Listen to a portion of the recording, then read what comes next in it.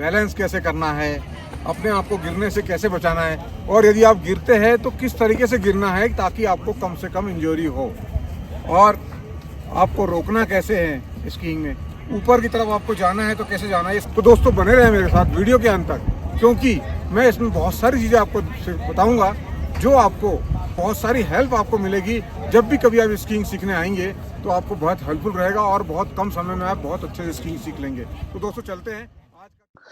नमस्कार दोस्तों, स्वागत है एक बार फिर आपके अपने YouTube चैनल ट्रैवल डिलाइट्स में। दोस्तों इस वक्त मैं हूं औली में, हमारे प्यारे भारत का बहुत ही खूबसूरत top winter travel destination Auli, जो उत्तराखंड राज्य के चमोली जिले में स्थित है। यहां के स्लोप बहुत खूबसूरत है। यदि आप स्कीइंग जानते हैं तो आप बहुत अच्छे से यहां स्कीइंग कर सकते हैं, यदि नहीं जानते हैं तो यहां स्कीइंग आप सीख सकते हैं। इसलिए तो इसे कहते हैं Auli the skiing paradise of India. दोस्तों इस वीडियो में हम जानेंगे कि औली में आकर आप स्कीइंग कैसे सीख सकते हैं, कौन कौन से इक्विपमेंट लगते हैं स्कीइंग के लिए, उनका उपयोग किस तरीके से करना है। मैं जब यहां आया था तब मैंने स्कीइंग की ट्रेनिंग ली थी मिस्टर गुलजार जी से, जो औली में स्कीइंग के ट्रेनर के रूप में बहुत जाना माना नाम है। तो चलिए दोस्तों बेसिक जानकारी लेते हैं मिस्टर गुलजार जी से। इसका बैकग्राउंड क्या है?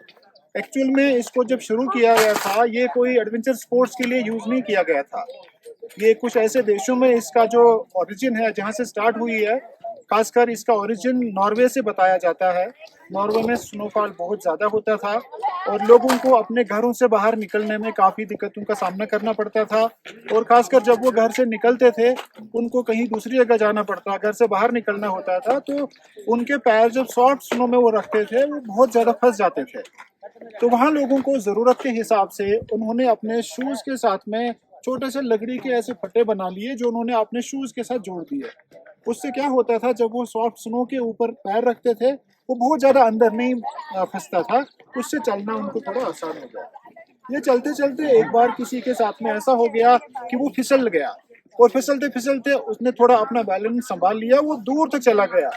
उसने ये समझा कि इसका मतलब बिना एनर्जी वेस्ट किए मैं इसको थोड़ा और ठीक कर सकता हूँ। अगर मैं बैलेंस बनाना सीख गया तो मुझे चलने की जरूरत नहीं है, मैं ढलान में सीधा नीचे बिना चले बिना एनर्जी के चल सकता हूँ। उन्होंने उसको थोड़ा सा और इम्प्रोवाइज तरीके से बनाया, थोड़ा सा लंबा फटा बनाया, जिसको वो ज़्यादा और अच्छे से बैलेंस बना सकते थे। और ये कंसेप्ट लोकल लोगों ने वहाँ शुरू कर लिया, और इसी कंसेप्ट को वहाँ की जो आर्मी है, उन्होंने ट्रांसपोर्टेशन के लिए इसको और ज़्यादा इम्प्रोवाइज कर दिया, जिससे वो एक जगह से दूसरी जगह आराम से जा सकते थे, सामान को उठा के कैरी कर सकते थे। बल्कि उन्होंने अपने जवानों को, अपने जो उनके ट्रूप्स थे, उनको ट्रेन करने के लिए इसके लिए अलग से एक सपोर्ट जैसा, जैसे हम मैराथन में रनिंग करते हैं, वैसे ही उन्होंने उसके ऊपर क्रॉस कंट्री का एक इवेंट रखा, जिसमें कई लोगों ने उसमें पार्टिसिपेट किया था। तो धीरे धीरे ये जो स्की है, ये थोड़ा थोड़ा ज़्यादा फेमस होने लगी, अलग अलग देशों से लोग वहाँ जाने लगे।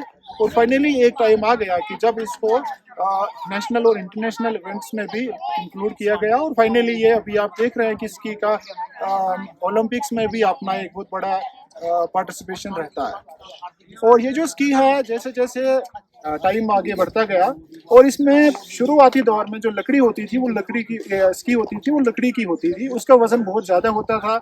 और उसमें शूज़ लगाने के लिए, शूज़ पहनने के लिए जो शूज़ होता था, वो लेदर का होता था, वो बहुत ज़्यादा हैवी होती थी।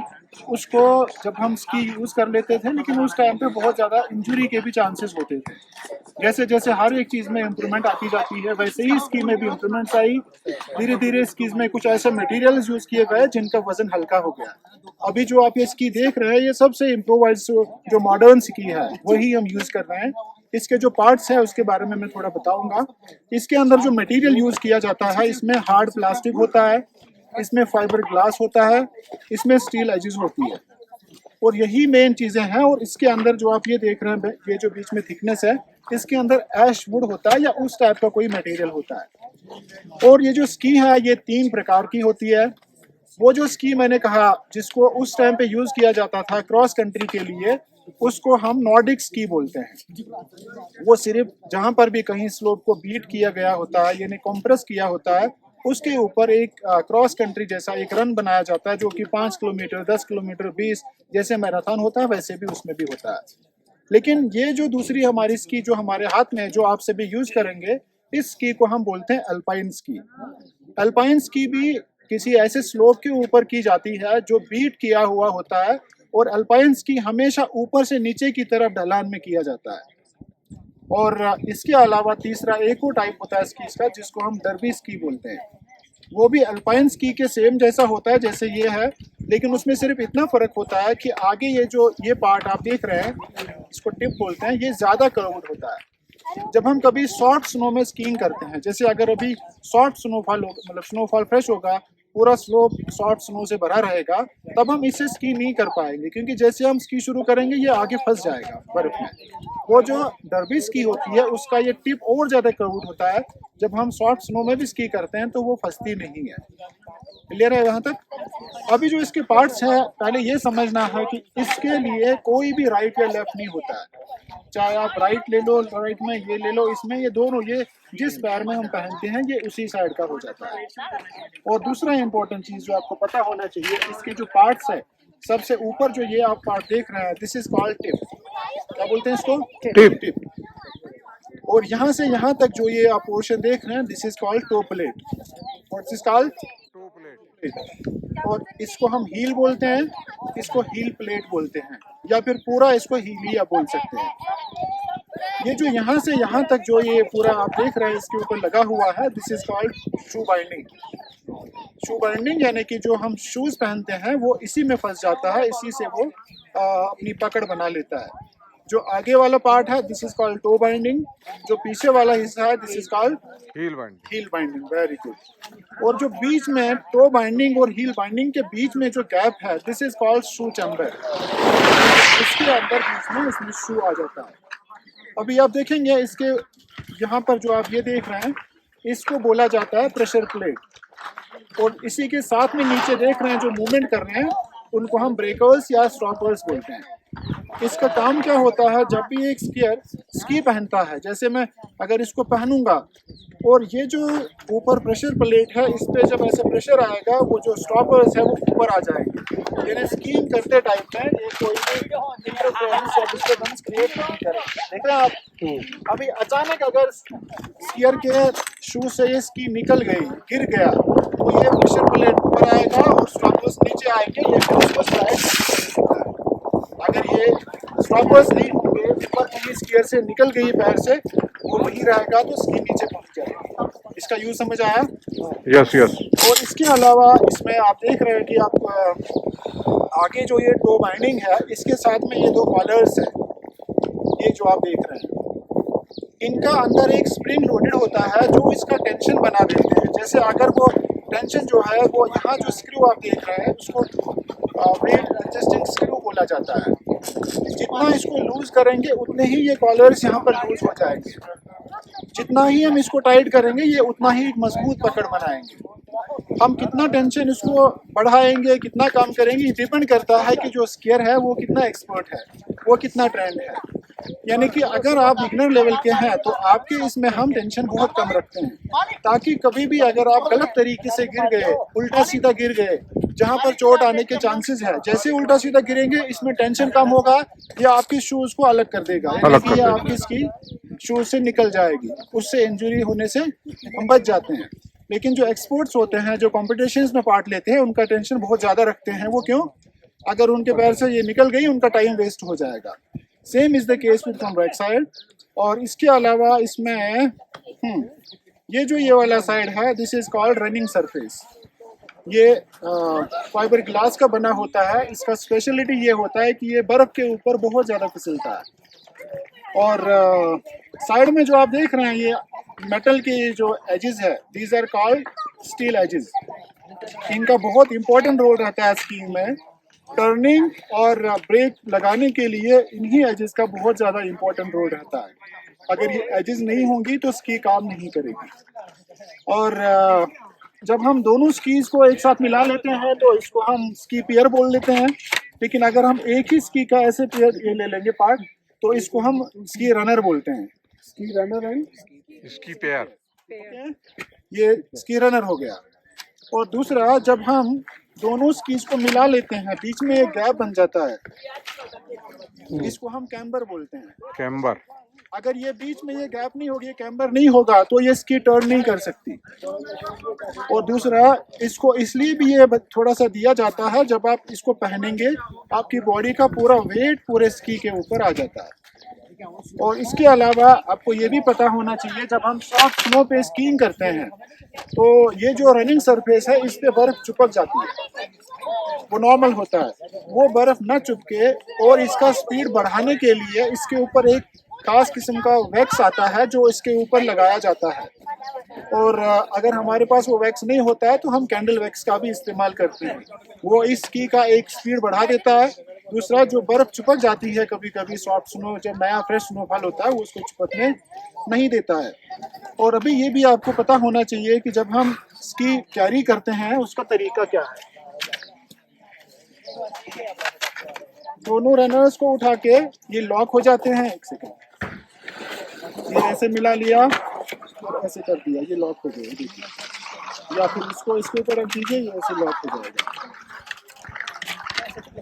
उठाने का सबसे बेस्ट तरीका, दोनों का टिप ऊपर की तरफ ऐसे उठाना, टो बाइंडिंग शोल्डर के पीछे, और ये हाथ ऐसे। सबसे कंफर्टेबल तरीका ये उठाने का है। कभी भी इसका जो टो टिप है ये कभी भी बैक साइड में नहीं होना चाहिए, नहीं ये नीचे ग्राउंड की साइड में होना चाहिए। स्कीइंग के लिए दूसरा सबसे जरूरी सामान है स्की पोल। इसका उपयोग एक तो हमारा बैलेंस बनाने के लिए होता है और दूसरा होता है हम स्मूथ स्कीइंग कर सकें। होते हैं जो अच्छे स्कीयर्स होते हैं वो इस हैंड लूप को हाथ में डाल के रखते हैं ताकि अगर वो कहीं गिर भी गए तो ये उनसे छूट ना जाए। और this is called hand grip. और यहाँ से यहाँ तक ये जो पार्ट है दिस इज कॉल्ड शाफ्ट। उसके बाद एक और पॉइंट होता है जो उसमें टूटा है, उसको टिप या पॉइंट बोलते हैं, जो नीचे थोड़ा नुकीला होता है। और उसके बाद एक चीज़ है जो बास्केट है, कई लोगों के उसमें है, यहाँ पर इसमें नहीं लगा है। वो बास्केट का काम होता है, जब भी हम इसको प्लांट करते हैं सॉफ्ट स्नो में वो इसको नीचे जाने से रोकता है, ज़्यादा फंसा नहीं देता है। ओके। और अभी शूज़ के बारे में थोड़ा बताते। बहुत ही एडवांस टेक्नोलॉजी का शूज़ है। इसमें 2 लेयर्स होती है। एक अंदर फोम होता है, जो कि पहले मैंने कहा था, पहले हमारे जो शूज़ होते थे वो लेदर के होते थे, उसमें स्कीयर का पैर भी ठंडा होता था। दूसरा, वो गीला होता था और हैवी हो जाता था।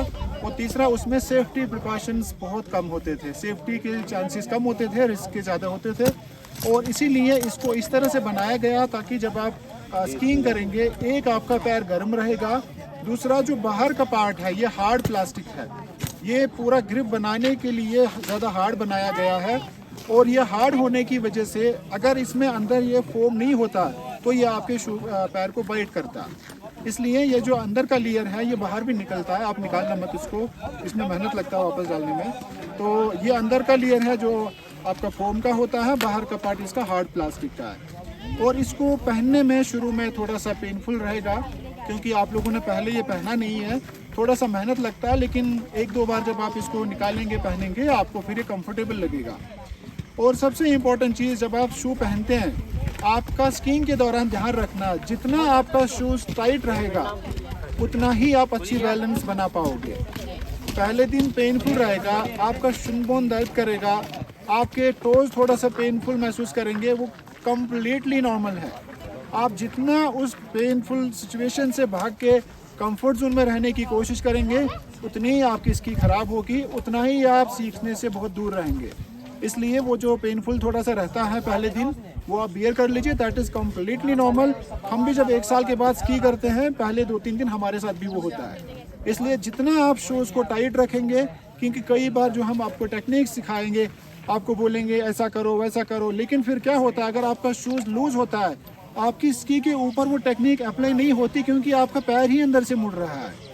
इसलिए शूज़ को जितना आप टाइट रख सकते हैं टाइट रखना है। अभी इसको पहनने का तरीका मैडम आपको दिखाएंगे। ये जब भी आप इसको पहनेंगे पहले देखना अंदर कुछ है तो नहीं, कुछ फंसा होगा वो बार बार परेशान करेगा। उसके बाद जब आपको ये पहनना है, ऐसे पकड़ लीजिए, इसमें तो नहीं है लेकिन दूसरों के शूज़ में यहाँ पर एक बकल होता है, उसको पकड़ के आप इसको थोड़ा खींच सकते हैं। ये देखिए, ये पहले आपको लगा ना ये शूज़ अंदर नहीं जा रहा है मेरा पैर, अब देखो कितना आसान रहेगा ये। पहले आप लोगों को लगा है वो क्योंकि शूज भी ठंडा था इसलिए होता है। देखो मैडम का पैर आराम से अंदर गया, अभी जो टंग बाहर आया, नहीं तो सभी को दिक्कत हुई। अभी इसको अंदर करेंगे। अभी आप लोगों ने ऐसे खींचा भी नहीं ना। अभी पैर अंदर डाला है। हेलो साइलेंस, बार बार नहीं, कोई शूज किसी का टाइट नहीं करेगा, you have to do it, but आपको पहले ही समझना है। ये शूज आपको सबसे पहले क्या करना है, नीचे वाला जो पोर्शन है ये बकल, इसको आप टाइट करेंगे। कंप्लीटली टाइट मत करना, लेकिन थोड़ा करना। ये देखिए, उससे ये वाला पोर्शन थोड़ा इधर आ गया। उसके बाद दूसरा बटन ले लेंगे, इसको थोड़ा ऐसे टाइट करेंगे, फिर इसको ऐसे लेके आ जाएंगे,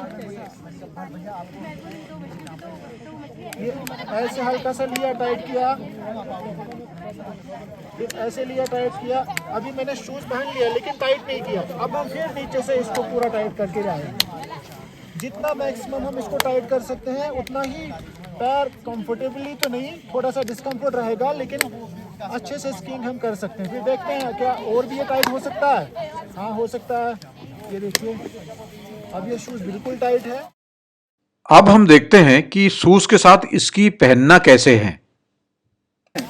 वहाँ पर ग्रेडियंट है क्या, अगर ग्रेडियंट है तो किस डायरेक्शन में है। कोशिश करना है प्लेन सरफेस हो। अगर आप प्लेन सरफेस पे नहीं पहन रहे हैं, आप किसी स्लोप पे, ढलान पे पहन रहे हैं, तो सबसे पहले जो स्कीज है उनका जो डायरेक्शन है वो अक्रॉस द स्लोप होना चाहिए। जैसे मान लो ये ढलान ऐसी है, ऊपर से नीचे की तरफ आ रही है, तो मेरी स्कीज का डायरेक्शन ऐसे होना चाहिए। अगर अभी मान लो ढलान ऐसी है, मेरी स्कीज ऐसी है, तो क्या होगा, जैसे पहनेंगे वो आगे फिसल जाएगी, आगे बढ़ जाएगी। और जब भी आप स्की पहनेंगे, सबसे पहले हम लोअर साइड की स्की पहनेंगे। लोअर साइड मतलब ये माउंटेन साइड इस साइड में है, वैली साइड इस साइड में है, ताकि जब भी आप कभी ये स्की पहनेंगे, अगर आप फिसल भी गए तो इससे आप खुद को रोक पाएंगे। अगर आपने पहले ये पहनी, ये फिसल गई, तो आपको खुद को रेस्ट करने में तकलीफ होगा। तो पहनने के लिए आपको दोनों स्टिक साथ में लेनी है और दोनों स्कीज अक्रॉस द स्लोप, दोनों पैरेलल। और अभी आ जाओ, राइट वाला उसी से पहनो। ये जो शू का आगे वाला हिस्सा टो है, वापस कर निकालो, वापस निकालो, जैसे जैसे बोलेंगे वैसे करो। आगे वाला टो शू बाइंडिंग के इसमें टो बाइंडिंग में रखना है, ओके। फिर पीछे इसमें हील को दबा देना है। आपका शू उठा पैर ऐसे, देखो स्की पहन ली। अब इसको निकालने का तरीका, इसका पीछे एक होल होता है छोटा सा, उस पर आप स्टिक रखेंगे, ऐसे दबा देंगे, आपकी स्की खुल जाएगी। फिर करो, देखिए। अब खोलने के लिए इस पे थोड़ा प्रेशर देंगे, इसकी आपकी खुल गई। फेस इधर करो आप, हाँ फेस इधर करो, पीछे से देखेंगे ना वो। ये देखिए, तो बाइंडिंग में शू का बाइंडिंग फंसाया, पीछे हील पे प्रेस कर दिया। राइट। अभी कोई डाउट है किसी को? चलो अपना अपना स्की अभी पहन लीजिए आप अपने आप। तो दोस्तों, सारे इंस्ट्रक्शन सुनने के बाद में ट्रेनिंग स्टार्ट होती है और ट्रेनिंग में फर्स्ट डे में आपको स्की पहनकर अपने पैर को ऊपर नीचे उठाते हुए मूवमेंट करना है। दोस्तों, यदि आप सारे इंस्ट्रक्शंस फॉलो करते हुए ट्रेनिंग लेते हैं तो 4 से 5 दिनों में आप स्कीइंग काफी कुछ सीख सकते हैं। यहां ओली में स्कीइंग के लिए बहुत से कोर्सेज चलते हैं जो आप इन वेबसाइट से जाकर अपना ट्रेनिंग के लिए स्लॉट बुक करा सकते हैं, जिसमें ट्रेनिंग शेड्यूल, रहना, खाना, स्कीइंग इक्विपमेंट एवं ट्रेनर की फीस इंक्लूडेड है।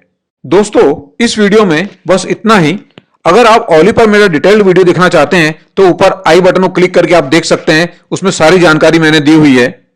दोस्तों, नेक्स्ट वीडियो मेरा ओली पर है कि वहां पर GMVN के कॉटेजेस, होटल्स कैसे बुक करें, उसके बारे में मैंने पूरी जानकारी दी है, क्योंकि वहां फ्रॉड भी काफी होते हैं, तो आप फ्रॉड से बच सकें। दोस्तों, यह वीडियो आपको पसंद आया हो तो इसे शेयर करें, लाइक करें, और यदि आपने अभी तक मेरे चैनल ट्रैवल डिलाइट्स सब्सक्राइब नहीं किया है तो प्लीज सब्सक्राइब करें और बेल आइकन को ऑल पर सेट कर दें। तो दोस्तों, अपना और अपने परिजनों का ध्यान रखें। जय हिंद, जय भारत।